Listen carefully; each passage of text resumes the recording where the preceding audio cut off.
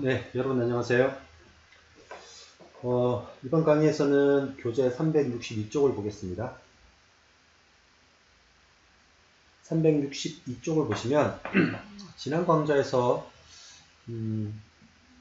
숫자 0, 숫자 0인지 아닌지 얼마나 0과 비슷한지를 판단하는 프로그램을 했었습니다. 그 코드를 2000 배열에서 3000 배열로 확장해서 숫자 10개를 중에 어떤 글자랑 가장 비슷한가, 즉 간단한 숫자 인식기를 한번 만들어 보도록 하겠습니다. 먼저 일단 실행되는 코드를 먼저 확인을 해 보겠습니다. 잠시 후에 이 코드를 설명을 드릴 텐데요. 지난번에 작성하신 코드를 수정하시면 됩니다. 지난번에 작성하신 doRecognition이라는 함수를 수정을 하시면 됩니다. 지난 시간에는 숫자 0에 대한 데이터만 있었는데 이걸 9개 더 만들어서 총 숫자 9가지의 데이터를 3000 배열로 관리를 하게 되는 겁니다. 수정하는 부분은 크지 않습니다. 그리고 보통의 경우에서는 3000 배열을 쓸 일이 거의 없는데 이 경우에서 3000 배열을 한번 써보는 것을 경험하도록 하겠습니다. 일단 실행을 해보겠습니다. 그러면 그래픽 창이 뜨고요. 이 창에서 숫자를 입력한 후에 마우스 클릭하면 비트가 토글되죠.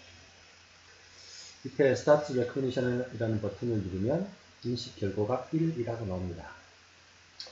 2라는 숫자 모양으로 좀 변경해 보겠습니다. 실제로 쓰는 작업이 조금 불편하긴 합니다.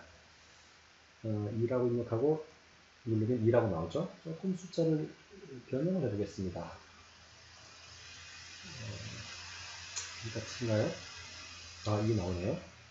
3이라고 한번 입력을 해보도록 하겠습니다. 3. 이걸 빼도 어느 정도 간단한 인식기는 되는 것 같습니다. 이 코드를 한번 만들어 보도록 하겠습니다. 먼저 교재 교재 363쪽을 봐주십시오. 363쪽을 보시면 이제부터 만들 프로그램의 간단한 사용 방법이 있습니다. 방금 전에 보여드렸던 것과 동일하고요. 코드를 보시면 지난번에 작성했던 doRecognition 함수, 이 함수만 수정을 하시면 됩니다. 다른 부분을 건드리실 필요는 없고 doRecognition이라는 함수만 수정을 하시면 됩니다.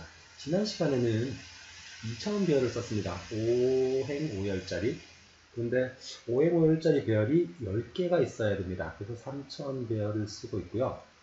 10 곱하기 5 곱하기 5인 3000 행렬이 됩니다. 이랬을 때 넘버 0인 3000 행렬이 이제 숫자 0에 대한 표준 모양, 넘버 9에 대한 게 숫자 9에 대한 표준 모양이 됩니다.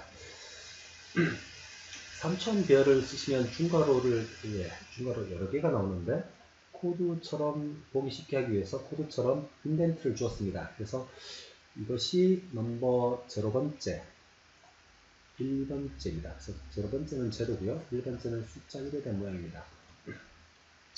이렇게 해서 총 9개를 만들고 그 doRecognition 함수에 이제 실행되는 파트가 있겠죠. 지난번에 보신 코드하고 흡사 비슷합니다. 그렇지만 반복문이 3중 반복문이 됩니다. 이 D라는 변수는 이제 디짓의 약자로 제가 쓴 건데요. 0부터 10까지 진행되니까 모든 숫자 표준 모양에 대해서 이 반복문을 수행하게 됩니다. 이 반복문은 이 DC라는 배열은 마우스를 통해서 입력받은 숫자 모양이고요. NO, 넘버라는 배열이 표준 모양입니다. 해당하는 JI 번째의 픽셀 값이 동일하다고 이제 카운트를 하는 거죠. 그래서 sum이란 변수는 동일한 픽셀의 개수를 의미합니다. 그래서 숫자 0부터 9까지 10개의 숫자에 대해서 가장 큰 숫자가, sum이 가장 큰 숫자가 뭐가 되는지를 체크하는 부분입니다. 그래서 포문 반복문 끝나고 나면 maxDigit이라는 변수가 가장 유사한 글자의 인덱스를 보관하게 되는 겁니다. 3중 반복문에 익숙하지 않으신 분은 교재 설명을 통해서 조금 더 보셔야 될 듯 합니다. 그래서 이렇게 하면 방금 전에 보셨던 그런 실행 결과를 얻을 수 있습니다. 제가 2000 배열과 3000 배열에 대해서 패턴 인식이라는 숫자 인식이라는 문제를 보여드렸는데요. 요즘 4차 산업혁명에서 인공지능이 인기죠. 그 인공지능에서 가장 핵심적인 파트가 패턴 인식입니다.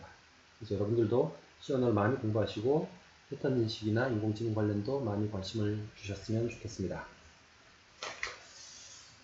그 다음 페이지로 한번 가보겠습니다. 366쪽입니다.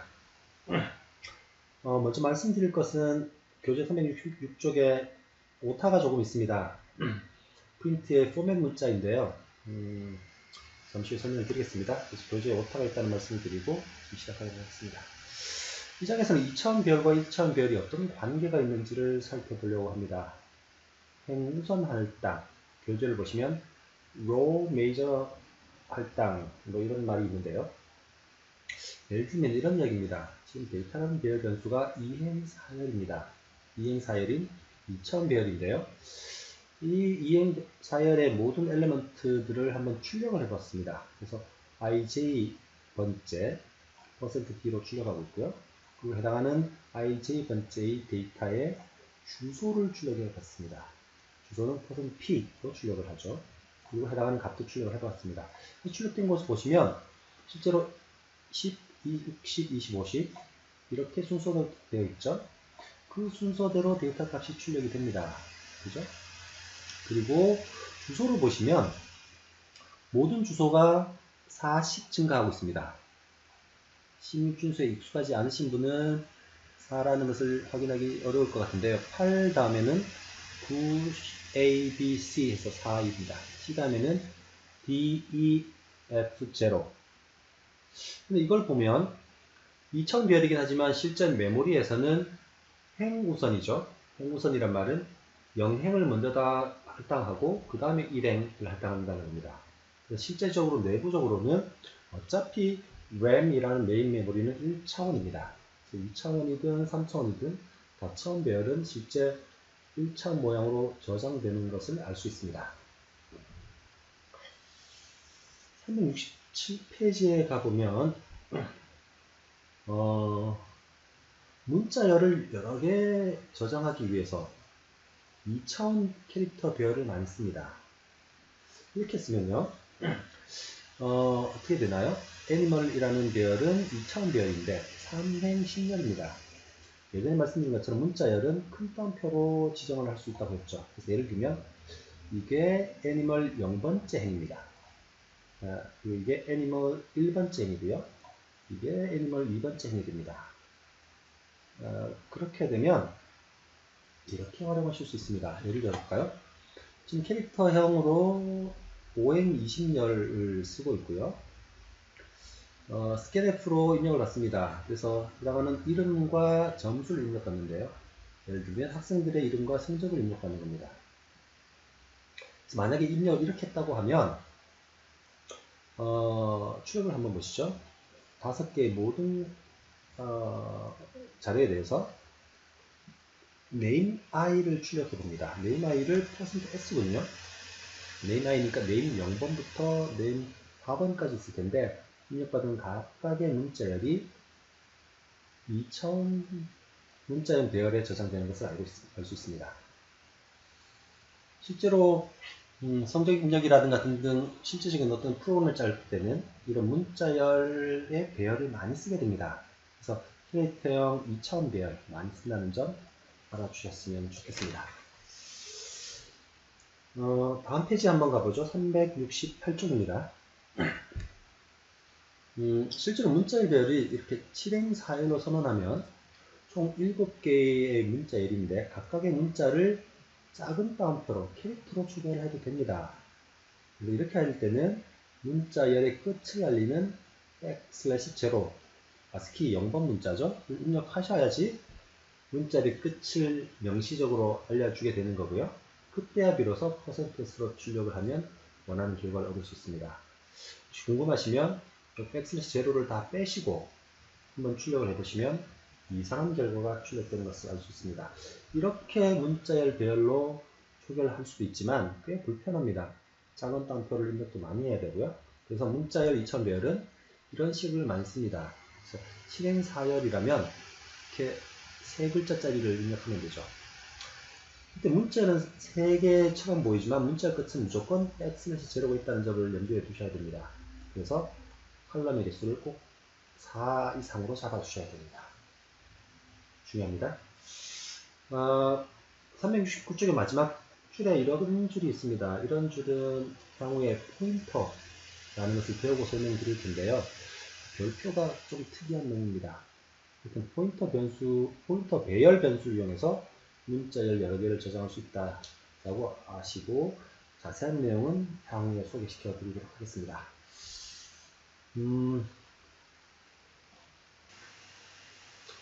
네, 이제 교재 370쪽입니다.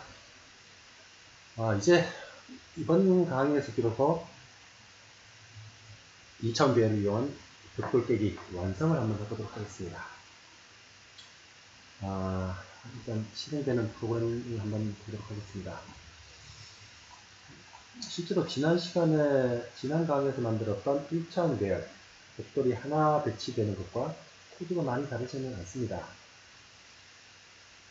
일단 실행을 시키면 벽돌이 새까만 벽돌이어서 보기는 좋지 않지만 1차원 벽돌 깨기가 완성이 됩니다. 여전히 지금은 바닥 부분에 공이 충돌했을 때 죽었는지 체크하지 않습니다. 이런 부분들은 아마 여러분들이 각자 완성을 하셨으면 좋겠고요. 지금 벽돌이 공과 충돌하는 장면에서 좀 이상하게 보이는 부분이 있습니다. 굉장히 많이 깨지는 부분들이 있는데 이 부분은 공과 벽돌이 충돌하는 조건을 아주 간단하게 체크를 했기 때문에 일어나는 부작용입니다. 이런 일이 생기는지도 각자 한번 고민해 보셨으면 좋겠습니다. 이런 경우 말씀이죠. 네, 지금부터 그럼 본격적으로 설명을 드리도록 하겠습니다. 교재 371쪽부터 373쪽까지 두 쪽 반에 걸쳐서 있는데요. 노란색으로 마킹된 부분만 보시면 됩니다. 그래서 지난번에 사용하셨던 코드를 수정하시면 될 듯 하고요. 이 브릭라인이라는 매크로는 현재 8개로 세팅되어 있습니다. 이 숫자를 바꾸면 줄수가 달라지죠. 벽돌들의 줄수가 달라집니다. 그리고 변경된 곳은 브릭스라는 배열이 브릭라인, 즉 2차원 행렬로 바뀌었습니다. 브릭라인은 현재 8이고요. 브릭 넘버는 현재 32입니다. 그래서 8줄 32칸의 배열이 됩니다. 셋업 함수에서도 당연히 벽돌을 2차원 배열이니까 이중 반복문을 통해서 필로 초기화를 해야겠죠. 이때 브릭 라인이나 브릭 넘버처럼 매크로를 쓰니까 숫자를 기억하지 않아도 되는 필요가 있습니다. 이때 shop define 매크로를 쓰는 장점이죠. 업데이트 함수를 보시면 달라진 부분은 벽돌과 관련된 부분입니다. 즉 벽돌과 공과의 충돌을 체크하는 부분이에요. 먼저 벽돌이 2차원이니까 2차원 해당하는 값이 1이면 바꿔주는 부분은 동일합니다. 1차원과 비교해서 행이 추가된 거고요. 엑스포스, 현재 공의 위치를 배열의 인덱스로 사용하기 위해서 브릭 위드, 벽돌의 너비죠. 나눠줬던 것처럼 공의 y좌표를 브릭 하이트, 브릭 하이트는 벽돌의 높이입니다. 이 두 가지 값은 모두 여기에 매크로로 정의되어 있습니다.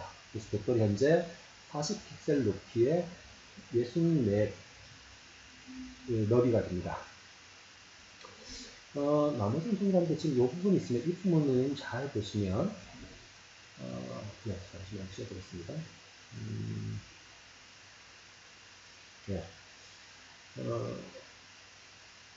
공의 현재 공의 y 위치가 브릭 하이트 곱하기 브릭 라인 보다 작으면 이란 말은 공이 현재 벽돌이 위치한 곳에 있으면 이라는 겁니다. 그래서 공이 어디에 있을 때나 계속 벽돌과 충돌을 체크하면 속도가 늦어질 수 있으니까 화면이 이렇게 진행된다면 벽돌이 이 정도의 벽돌이 있겠죠. 그랬을 때 공이 이 안에 위치하면 벽돌과의 충돌을 판단하겠다는 겁니다. 여기 있을 때는 벽돌과 충돌을 판단할 필요가 전혀 없으니까요. 그 부분이 이 부분에 해당합니다. 나머지 공이 움직이는 내용은 동일합니다. 전혀 수정을 하시지 않으셔도 되고요.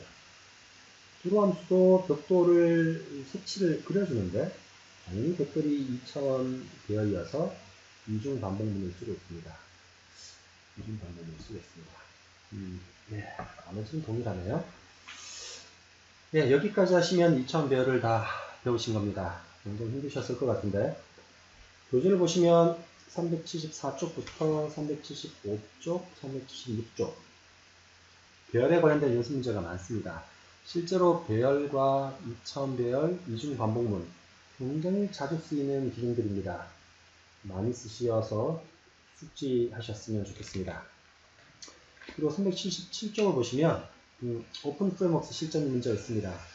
이제 간단한 벽돌 깨기 게임은 완성되었기 때문에 몇 가지 세부적인 옵션 기능들을 각자 추가해 보셨으면 합니다. 물론 입장에 들어서면 키보드를 이용해서 총알을 발사해서 벽돌을 깨는 부분도 하게 됩니다. 그 전에는 실제로 벽돌 깨기 게임을 많이 해보시고 본인이 원하시는 기능을 한번 추가해 보셨으면 좋겠습니다.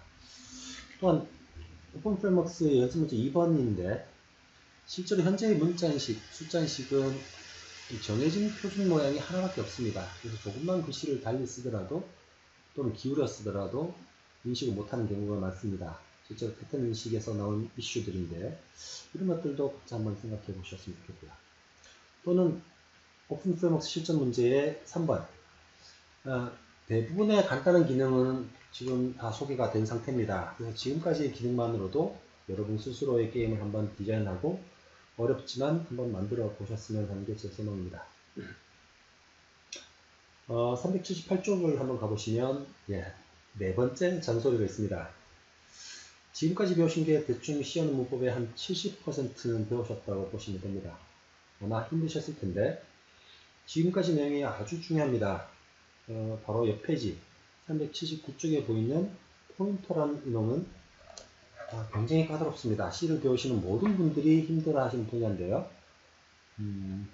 그래서 이 분야를 본격적으로 들어가기 전에 지금 2차원 배열까지 가능하면 좀 숙지하시고 연습하시고 실습하시고 하는 시간을 많이 가지셨으면 좋겠습니다. 오늘 강의는 여기까지 마치고요.